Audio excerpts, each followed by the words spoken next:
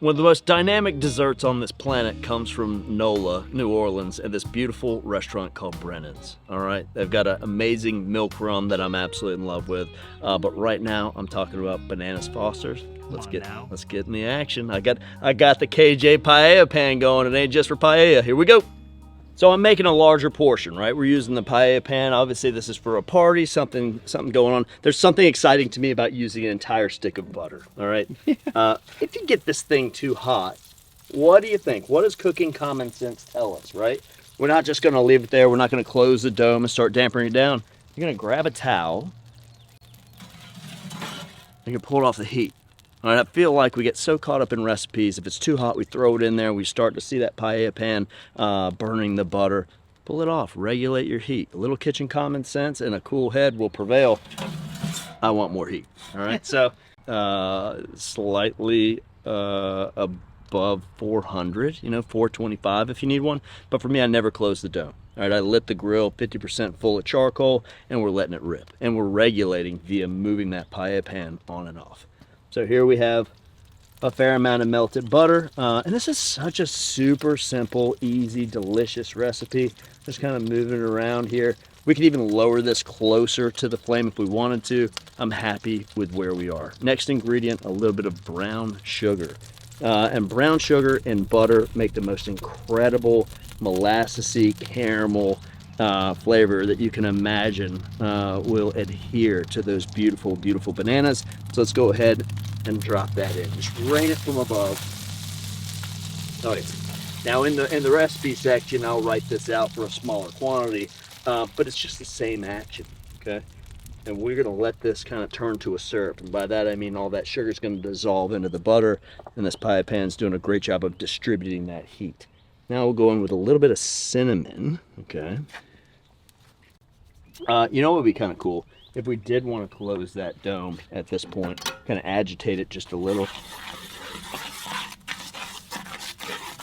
Close that dome for 2 minutes or so while this thing's heating up. Wow, the cinnamon aroma. Did you smell it? Yeah. Yeah. Once that heat comes out and it blooms, it just really accentuates the whole dish. We've got the bottom all the way open. We've got the top all the way open right now. But what's happening is our fuel source, the charcoal, is actually seasoning that syrup as it's made. So it's going to have that of the grill flavor that we love so much. Let's give that about 3 or 4 minutes and let that sugar completely dissolve. And then the next 2 ingredients, which are a lot of fun. Let's go ahead and add the banana liqueur, all right? And this is gonna cool it down a little bit so that everything we just did is gonna set up a little and then it's gonna warm up and dissipate again. And that's just gonna further instill that banana flavor. Now, while that's reducing a little bit further, let's go ahead and prep our bananas up. And this is about the color I like, right? You want them ripe today or just slightly under because they're gonna soften a little bit in that flavor. Now, I open my bananas from the bottom here. Let us know in the comment section below. Do you yourself open bananas from the bottom or from the top? Well, when we look at all the other primates on Earth, how they open bananas, if they open bananas at all. Like that? Like this, yeah, from the bottom. True story. Cut your bananas how you like. I like it to be more approachable. We could do it lengthwise like this, but I'm going to quarter them just so they come out of the pan easier. So again, straight down the middle and then one more slice to quarter it. So at this point, we're gonna let the charcoal in the paella pan do all the work, but all that sweetness, all that banana, everything's kind of locking in. The next step's the big bold one now. This is beautiful things are happening, 2 minutes on each side. The aromas are second to none, but it's the bubbles that are telling me the secret right now. Notice how they're really starting to tighten up. That tells me it's gonna start sticking to the bottom of the pan soon. Wow. Very syrupy. All right, so you want to be very careful with this. We're going to put a little rum in here, which is going to loosen it up. Should I back up? A little bit, just a touch. We're going to see some evaporation. That's when we're going to pull over and let a little bit of the rum hit and then go over. So again, just a little. Now that we hear the bubbles, we go in. Wow, yeah. And there we are. It's at this point where you want to make sure you got your ice cream out of the freezer. That's just so fun. That's so fun. So I'm going to be doing this at Charleston Wine and Food Festival for 865 people. It's going to be a big one. There's going to be a lot of paella pans rocking and rolling. And now notice how that sauce. Oh, the aroma. Mm-hmm. Now, of course, if we took this off the heat, it would begin to tighten up a little bit. And I think that's exactly what we want to do. Let's go ahead and bring it over to the cutting board. Let's get a little vanilla ice cream going on there. Let's do 2 scoops. How about that? Oh, let's do 3 scoops. Look at that scoop. Jeez Louise. Wow. All right, so at this point, I'm gonna use my slotted fish spatula and go underneath. Your banana foster spatula. My banana foster spatula, precisely. That's it, team. That is absolutely it. Bananas Foster at your service. That's ridiculous.